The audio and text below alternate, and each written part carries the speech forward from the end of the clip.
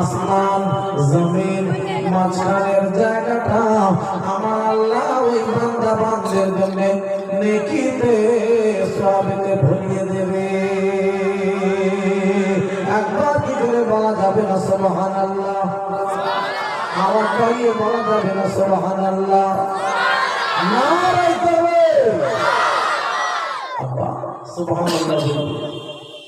আমার প্রাণের নবী গো, আপনি হইলেন জান্নাতের সরদার।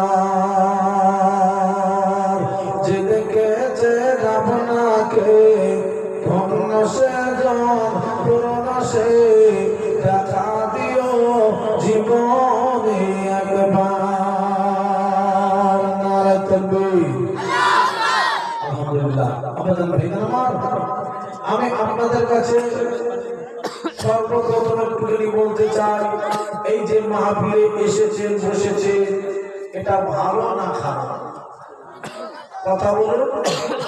ভালো। ভালো কাজ করলে আল্লাহ খুশি হন কি হন না? আল্লাহ রসুল খুশি হন কি হন না? আল্লাহ রসুলকে খুশি করাতে পারলে লাভ না লস? লাভ। আল্লাহ ভালো করবে আপনাদের। আমি আপনাদের কাছে নিয়ে যাবো টুক টুক টুক টুক টুক টুক করে, আপনারা শুনলে বুঝতে পারবেন। এই মাহফিলে যদি কোনো মানুষ আসতে পারে কত লাভ। আব্বা জান ভাই জান আমার আল্লাহ কোরআন পাকে বলে দিলেন গো, মান জাআ বিল হাসানাতি ফালাহু আশরু আমসালিহা। যদি কোনো আল্লাহর বান্দা বান্দী আব্বারে এই মাহফিলে আসার জন্য, এই মাহফিলে এই জলসাতে আসার জন্য, ও মুসলমানেরা রে, ও আমার বাগানেরা রে, একটা পা খালি বাড়ি থেকে তুলে নেবে, ওই পা তোলার সাথে সাথে আমার আল্লাহ রাব্বুল আলামিন 10টা নেকি নামা করে তার দান করে দেবে। একবার করে বলুন না সুবহানাল্লাহ। এই মাহফিলে আসার জন্য একটা পা তুলবেন বাড়ি থেকে, 10টা নেকি পাবেন, 10টা সওয়াব আল্লাহ দান করে দেবেন নামা করে। যত পা যত কদম তুলে তুলে তুলে তুলে মাহফিলে এসেছে, 10 করে নেকি আল্লাহ নামায় আমরা সবার দান করে দিয়েছি। একবার জোরে বলুন না সুবহানাল্লাহ।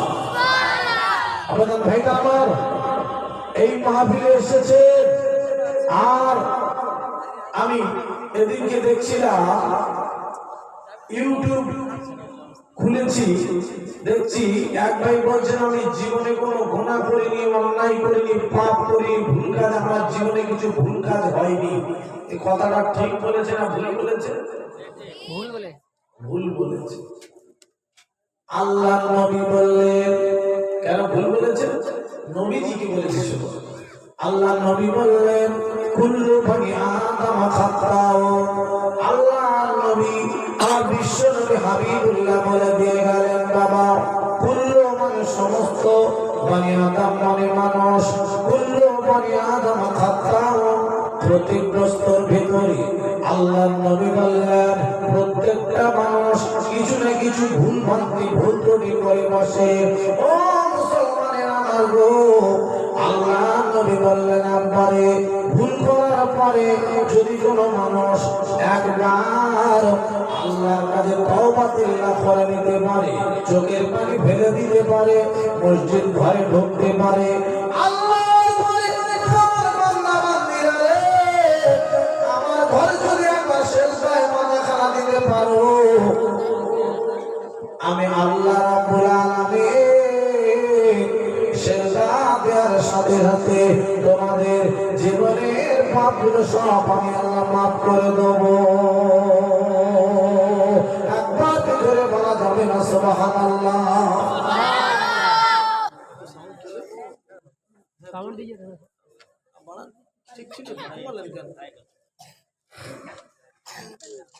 ও ভাইরা, ও মুসলমানেরা আমার গো, আপনারা জানেন আরে আমরা মুসলমানের ঘরে জন্ম নিয়েছি, মুসলমানের ঘরে যারা জন্ম নেবে আল্লাহ নবী বললেন আরে মান ক্বালা লা ইলাহা ইল্লাল্লাহু মুখলিসান ফাদাখালাল জান্নাত। যদি কোনো মানুষ একবার আল্লাহর কলেমাটা ইখলাসের সঙ্গে পড়ে নিতে পারে, এই মানুষটি একদিন না একদিন আল্লাহর জান্নাতে যাবে। একবার সবাই মিলে জোরে বলুন না সুবহানাল্লাহ। কলেমা পড়েছেন জান্নাতে যাবে। এই বাবা, মুসলমানের ঘরে জন্ম নিয়েছেন, লাভ না লস? জোরে বলুন, আওয়াজ বাড়িয়ে বলুন, লাভ। বলবেন তো রমজান মাস আলে খালি রোজা করার কথা বলে, না খেয়ে থাকতে হয়, এক মাস না খেয়ে থাকা যায়। মুসলমানের ঘরে কেন জন্ম নিলাম? না, এত বড় লাভ হয়েছে। ও মুসলমানের ছেলেরা রে, একবার কান খাওয়া করে শুনে নাও, কানটা করে শুনে নাও।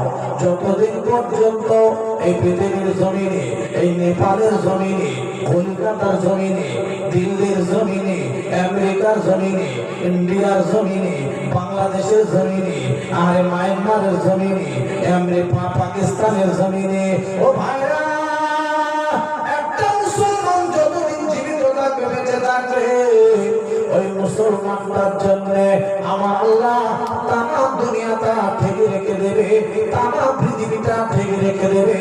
এই পৃথিবী কোনোদিন ধ্বংস করে দেবে না। একবার কি জোরে বলা যাবে না সুবহানাল্লাহ?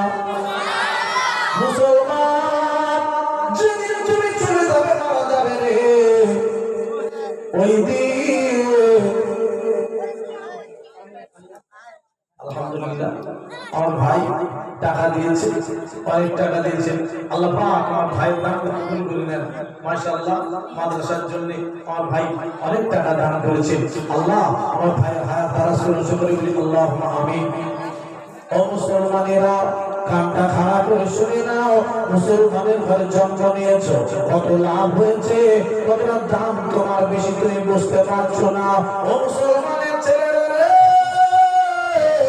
একটা মুসলমান যতদিন দুনিয়াতে জীবিত থাকবে, এই মুসলমানটার জন্য আমার আল্লাহ রাব্বুল আলামিন তামাম দুনিয়াটা ঠিক রেখে দেবে। একবার ধরে কি বলা যাবে না সুবহানাল্লাহ? আসুন, মুসলমানের দাম অনেক বেশি। কেন? কলেমা পড়েছে। কি করেছে জোরে বলুন? একটু কষ্ট হবে, কষ্ট করতে হবে। মুসলমান তো একটু কষ্টের জীবন।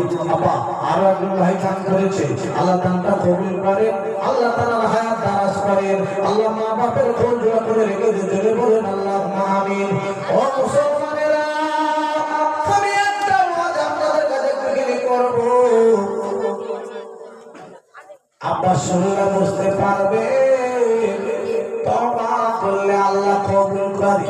তওবা করলে ভুল হয়ে গেছে, গুনাহ হয়ে গেছে, অন্যায় হয়ে গেছে, আল্লাহর কাছে যদি বলতে পারবো, আমার আল্লাহ তোমার জীবনের গুনাহ মাফ করে দেয়, আমার আল্লাহ তোমার ক্ষমা করে দেবে। বলতে প্রমাণ কি ভাইরা? ও মুসলমানের ছেলেরা রে, আমার বিশ্ব নবীর সাহাবী ওমর ফারুক রাদিয়াল্লাহু তাআলা আনহুর কথা মনে পড়ে গেল। ওমর ফারুক রাদিয়াল্লাহু তাআলা আনহু যখন বাবা দেশের সরকার ছিল, ওই সময়তে আব্বারে ওমর ফারুক বাবা মদ খেতে মানা করে দিয়েছে। ভাইরা আপনারা বলুন, মদ খাওয়া হারাম না হালাল? জোরে বলো। এ মদ খাওয়া হারাম, এ সুদ খাওয়া হারাম, এ মদ খাওয়া হারাম, এ সুদ খাওয়া হারাম। হারামকে আরাম করা এটা বড় বাবা গুনাহ। ও ভাইরা, বাবা দিলে গো, কথায় কথা বলে যাবে আব্বারি, আমি আগে নিয়ে যাবো, আমরা শুনলে বুঝতে পারবেন মুসলমানের ছেলেরা মদ খাওয়া হারাম, সুদ খাওয়া হারাম। আমি কথাগুলো নিয়ে যাবো, শুনলে বুঝতে পারবেন। আল্লাহ নবী সাহাবী ওমর ফারুক মানা করে দিয়েছে, মদ খাওয়া চলবে না, মদ খেলে আমি যদি ধরতে পারি অবস্থা খারাপ। আব্বারে কি বলবো, কথা যেই না বলে দিয়েছে, সবাই মদ খাওয়া বন্ধ করে দিয়েছে। এই ওমর ফারুক কড়া মানুষ, খুব রাগী মানুষ, ধরতে পারলে অবস্থা তার খারাপ। সরকারের দায়িত্ব হাতে পেয়েছে, মদ খাওয়া হারাম, মদ কেউ খেতে পারবে না। আহা, সবাই মদ খাওয়া